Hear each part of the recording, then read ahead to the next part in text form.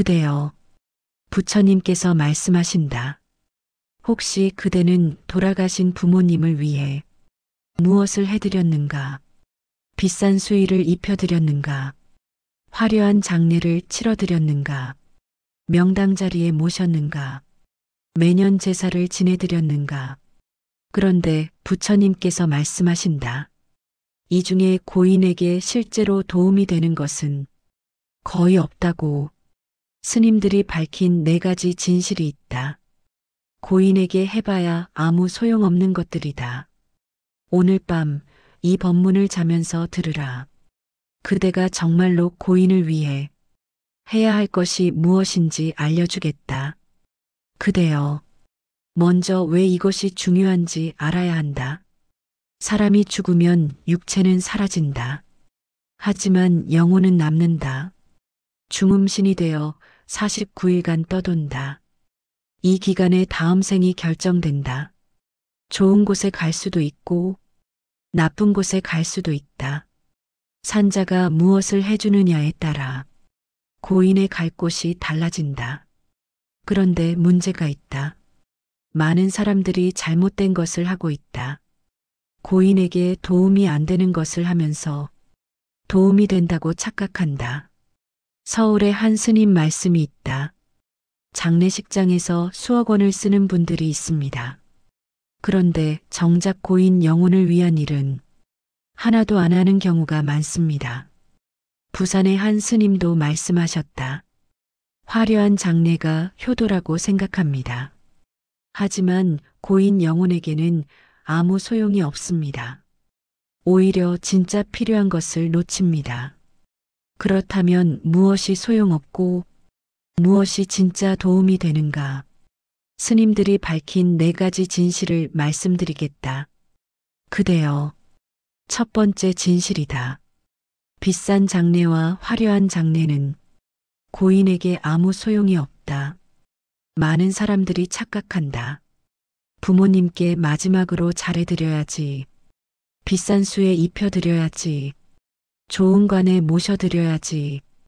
화려하게 장례 치러드려야지. 그래서 수천만 원과 수억 원을 쓴다. 하지만 부처님께서 말씀하신다. 이것은 산자의 자기만족이라고. 고인 영혼에게는 도움이 안 된다고. 왜 그런가? 고인은 이미 육체를 떠났다. 수의가 비싸든 싸든 느끼지 못한다. 관이 좋든 나쁘든 상관없다. 장례가 화려하든 검소하든 모른다.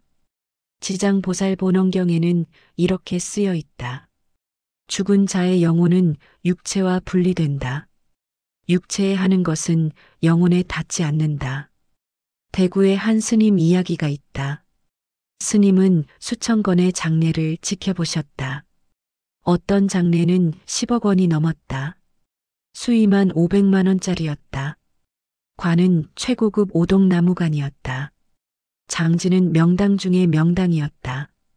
조문객이 1000명이 넘었다. 어떤 장례는 500만 원도 안 됐다. 수의는 평범했다. 관도 보통이었다. 장지는 납골당이었다. 조문객은 가족뿐이었다. 스님이 2 고인의 영혼을 보셨다. 놀라운 사실이 있었다.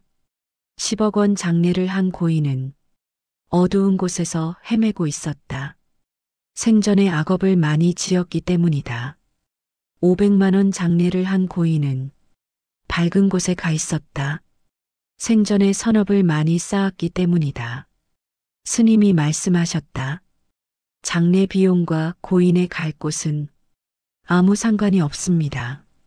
중요한 것은 생전의 업과 산자가 올리는 공덕입니다.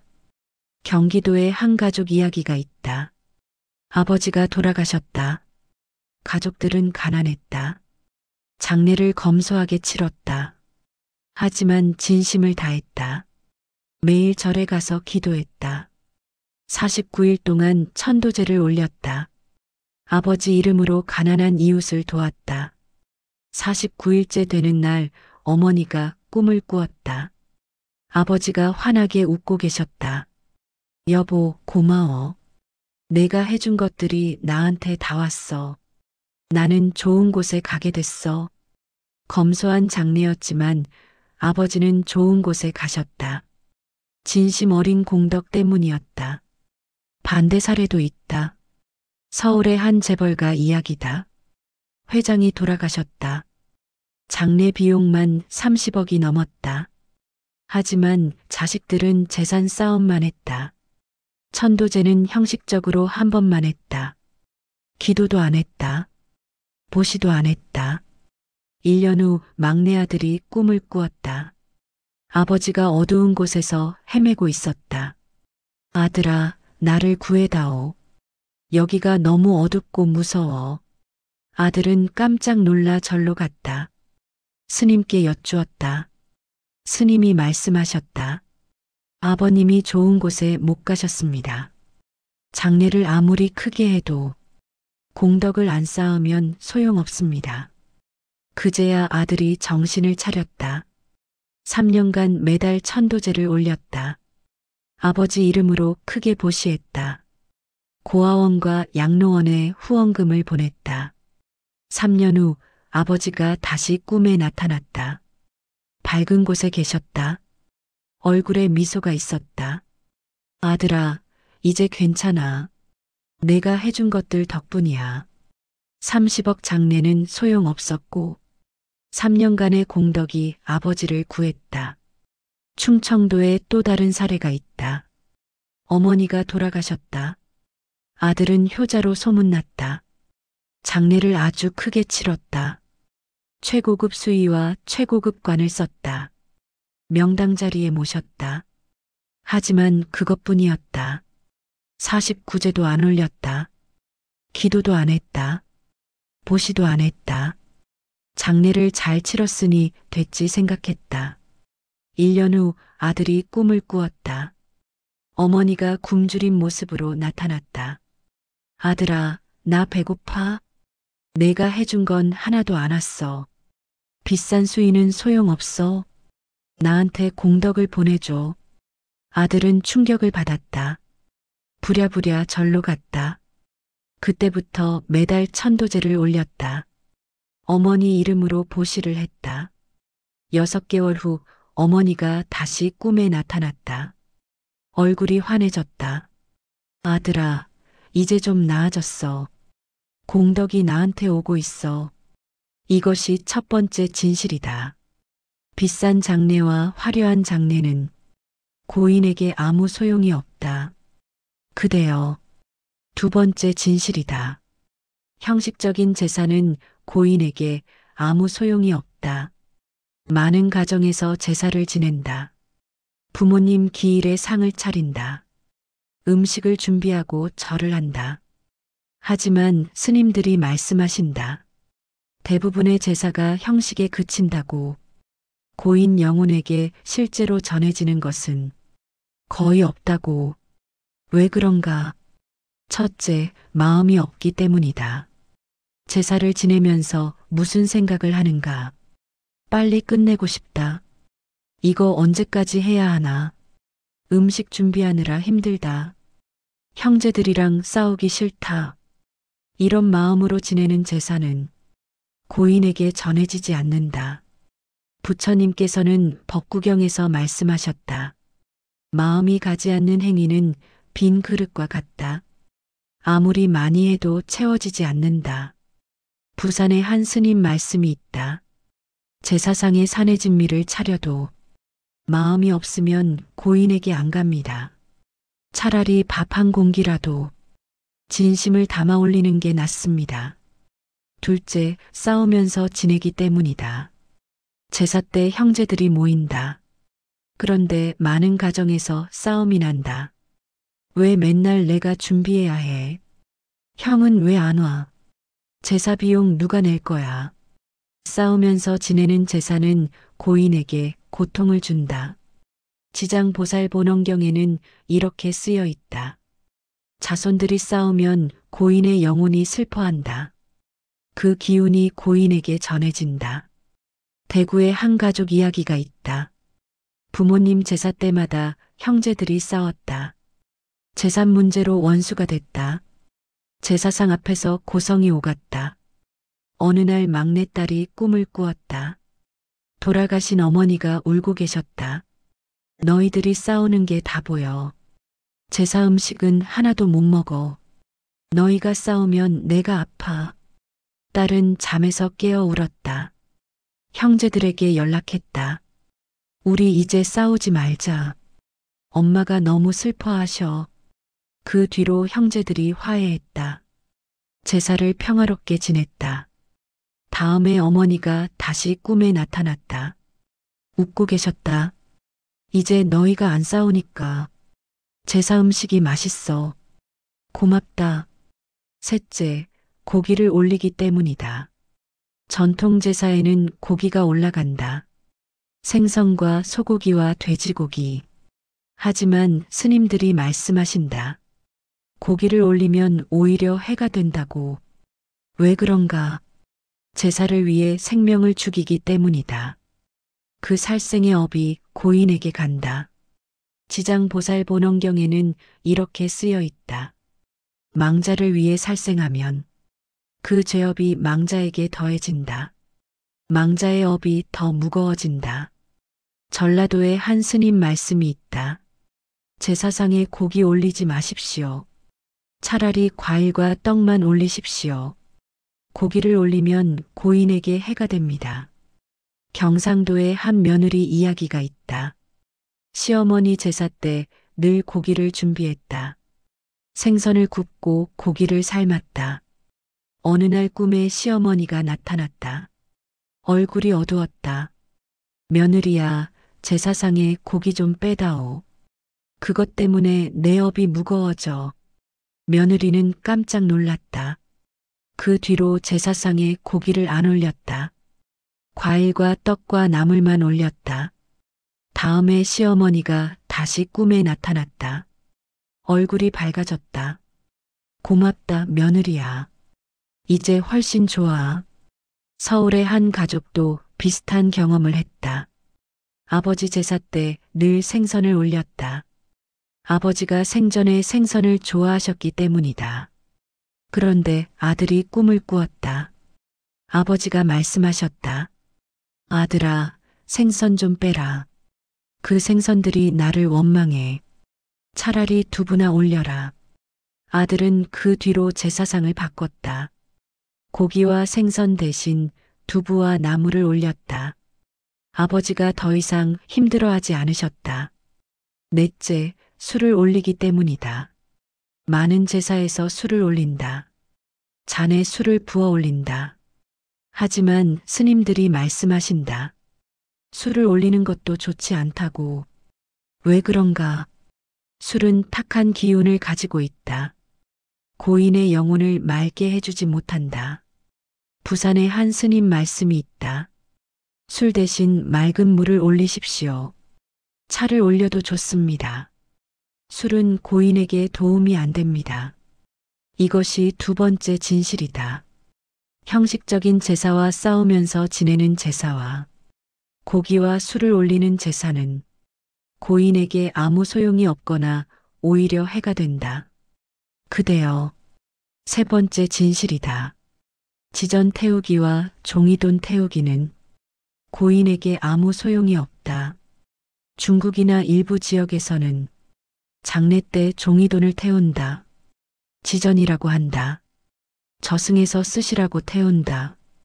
한국에서도 일부 지역에서 한다. 종이로 만든 집과 차와 돈을 태운다. 저승에서 편하게 사시라고 태운다. 하지만 스님들이 말씀하신다. 이것은 미신이라고. 고인에게 아무 소용이 없다고. 왜 그런가? 첫째, 저승에는 돈이 필요 없기 때문이다. 저승은 이승과 다르다. 물질이 없는 세계다. 돈으로 뭔가를 살 수 없다. 집이나 차가 필요 없다. 고인의 갈 곳은 오직 업에 의해 결정된다. 선업이 많으면 좋은 곳에 간다. 악업이 많으면 나쁜 곳에 간다. 종이돈을 아무리 태워도 바뀌지 않는다. 서울에 한 스님 말씀이 있다. 지전 태우는 것은 불교 가르침이 아닙니다. 중국 민간 신앙에서 온 것입니다. 부처님께서는 그런 말씀을 하신 적 없습니다. 둘째, 오히려 환경을 해치기 때문이다. 종이를 태우면 연기가 난다. 공기가 오염된다. 산불 위험도 있다. 부처님께서는 자연을 해치지 말라 하셨다. 지전 태우기는 이 가르침에 어긋난다. 부산에 한 스님 말씀이 있다. 지전 태울 돈으로 보시하십시오. 가난한 이웃을 도우십시오. 그것이 진짜 고인에게 도움이 됩니다. 대구에 한 가족 이야기가 있다. 할아버지가 돌아가셨다. 집안 어른들이 지전을 태우자고 했다. 저승에서 돈 쓰시게. 하지만 손자가 반대했다. 절에 가서 스님께 여쭈었다. 스님이 말씀하셨다. 지전 태우지 마십시오. 그 돈으로 절에 시주하거나 가난한 이웃을 도우십시오. 그것이 할아버지께 진짜 도움이 됩니다.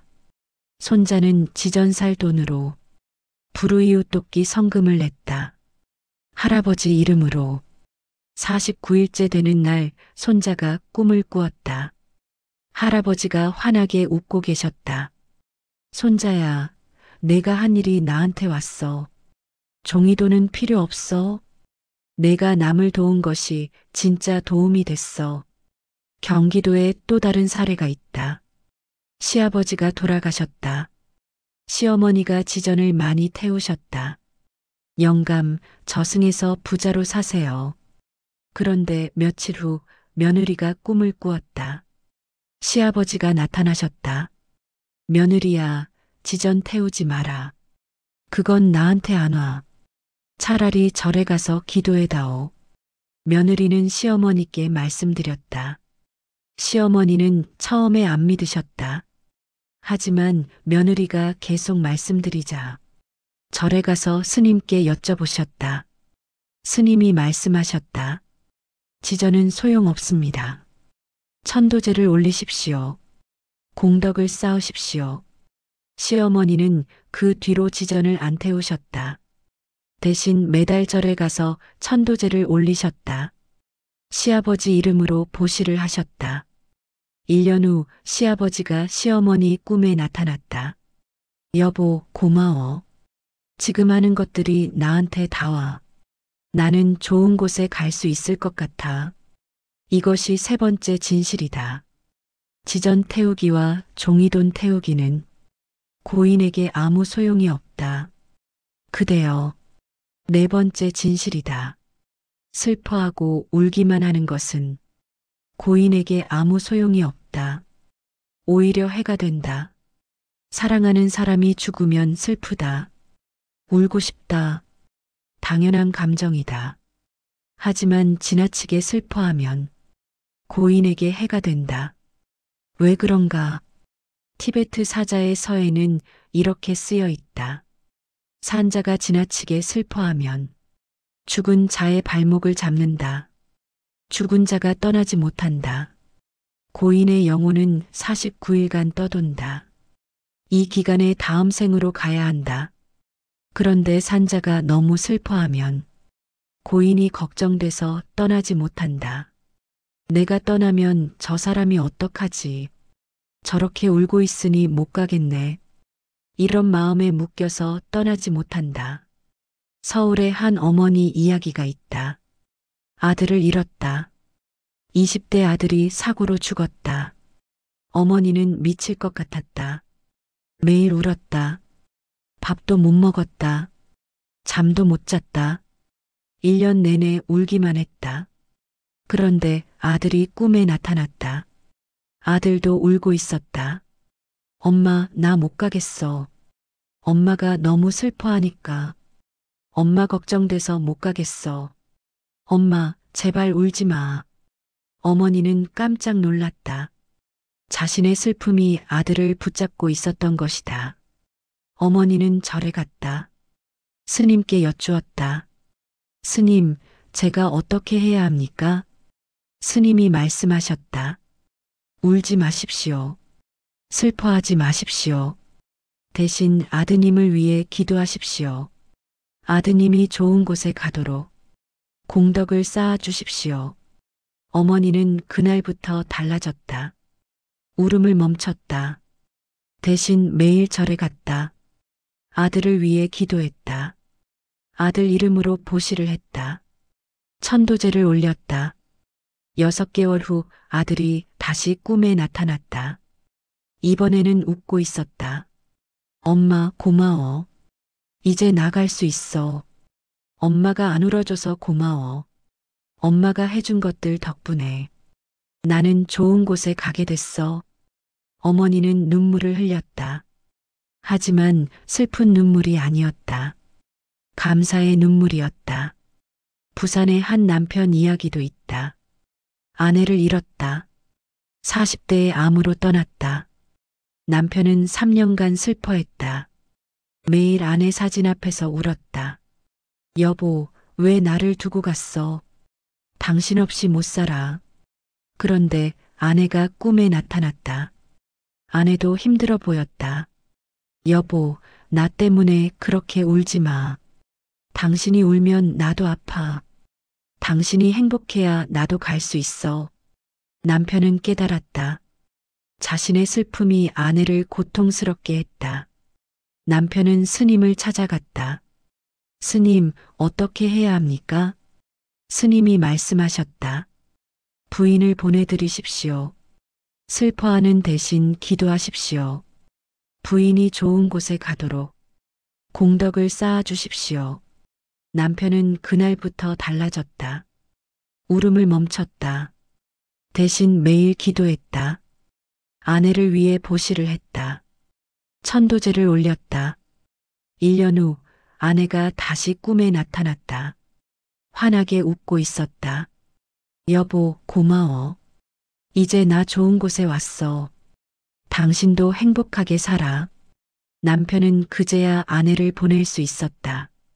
대구의 한 딸 이야기도 있다. 아버지를 잃었다. 아버지와 사이가 좋았다. 아버지가 돌아가시자 딸은 무너졌다.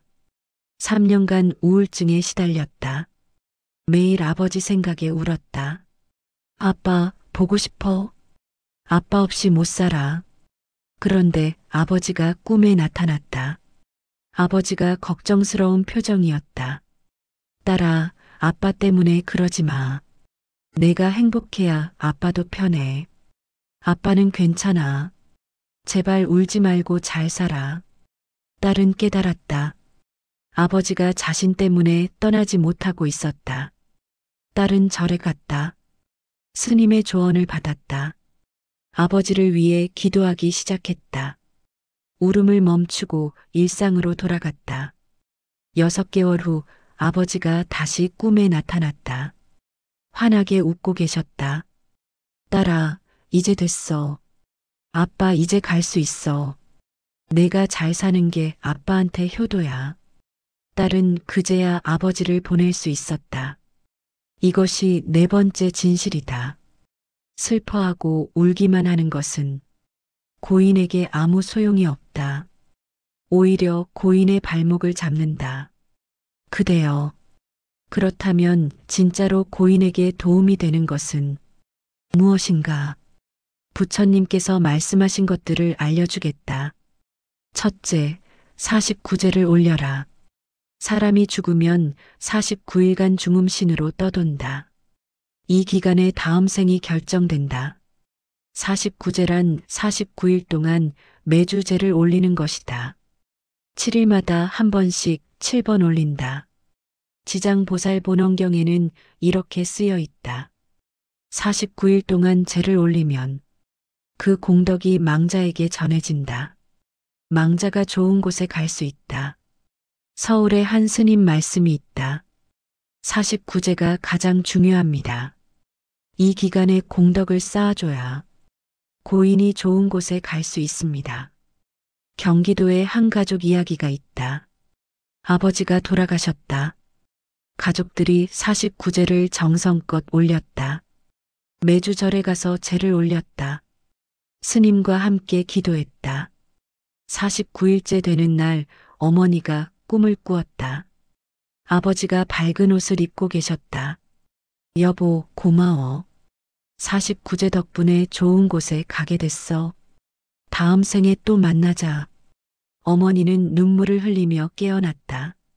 아버지를 잘 보내드린 것이다. 둘째, 보시를 하라. 고인 이름으로 보시를 하라. 가난한 이웃을 도우라. 고아원에 후원금을 보내라. 양로원에 물품을 기부하라. 지장보살 본원경에는 이렇게 쓰여 있다. 산자가 망자를 위해 보시하면 그 공덕의 7분의 1이 망자에게 간다. 7분의 6은 산자에게 돌아온다. 보시는 산자와 죽은 자 모두에게 이롭다. 부산의 한 아들 이야기가 있다. 아버지가 돌아가셨다. 아들은 아버지 이름으로 매달 보시했다. 고아원에 후원금을 보냈다. 노숙자들에게 밥을 나눠줬다. 1년 후 아버지가 꿈에 나타났다. 아들아, 내가 보시한 것들이 나한테 다 왔어. 덕분에 좋은 곳에 있어. 고맙다. 셋째, 경전을 독송하라. 고인을 위해 경전을 읽어라. 지장경을 읽어라. 금강경을 읽어라. 아미타경을 읽어라.